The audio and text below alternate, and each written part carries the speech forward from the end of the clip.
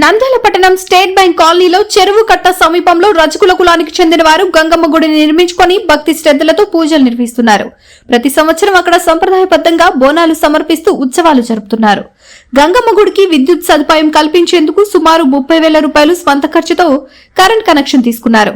అయితే ఆ ప్రాంతంలో ఇతరులు చెత్త వేయడం వల్ల అది తగలబడి మంటల వల్ల విద్యుత్ వైర్లు దెబ్బతిని కరెంట్ సరఫరా నిలిచిపోయింది. ఇంత ఖర్చు పెట్టి తీసుకున్న కరెంట్ ఉపయోగం లేకుండా పోవడంతో రజకుల కులానికి చెందిన వారు తీవ్ర ఆవేదన వ్యక్తం చేస్తున్నారు. గుడి పరిసర ప్రాంతాన్ని పరిశుభ్రంగా ఉంచడం, విద్యుత్ వైర్లు సురక్షితంగా ఉండేలా చర్యలు తీసుకోవాల్సిన బాధ్యత మున్సిపల్ అధికారులు మరియు విద్యుత్ శాఖపై ఉందని వారు పేర్కొన్నారు. కావున కరెంట్ శాఖ అధికారులు మరియు మున్సిపల్ అధికారులు వెంటనే స్పందించి తగిన జాగ్రత్తలు తీసుకోవాలని రజకుల కులం వారు కోరుతున్నారు. నంద్యాల జిల్లా స్టేట్ బ్యాంక్ కాలనీలో చెరువుకట్ట పైన వెలిసిన గంగమ్మ తల్లికి మేమందరం అందరి సహకారంతో రజకులం వల్ల కలిసి కరెంటు ఇగ్గడం జరిగింది. దానికి సహకరించిన కరెంట్ ఆఫీసు వారికి ధన్యవాదములు.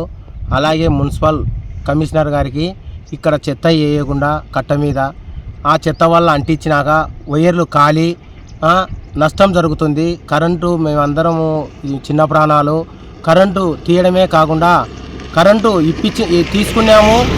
మళ్ళీ ఈ జాంకులు ఈ వేడి వల్ల కరెంటు తీగలు తెగడం కింద పడడం మాకు చాలా కష్టంగా ఉంది.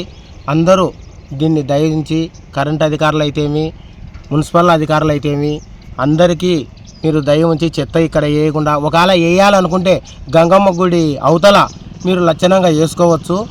గంగమ్మ గుడి అవతల వేసుకోవచ్చు. ఇక్కడ ఈ కరెంటు తీగలు ఇప్పటికి 2 సార్లు తెగిపోవడం జరిగినవి, 2-3 సార్లు తెగిపోవడం జరిగినవి.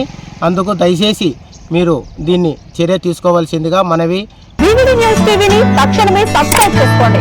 నోటిఫికేషన్ కోసం మరిన్ని అప్డేట్స్ కోసం ప్రతి ఒక్క కుటుంబానికి ఉచిత ప్రకటనలు వచ్చే విధంగా మీకోసం మీ ముందుకు వివిడి న్యూస్ టీవీని ఏపీ ఫైబర్ నందు 99వ ఛానల్ మరియు యూట్యూబ్ నందు వీక్షించెదరు.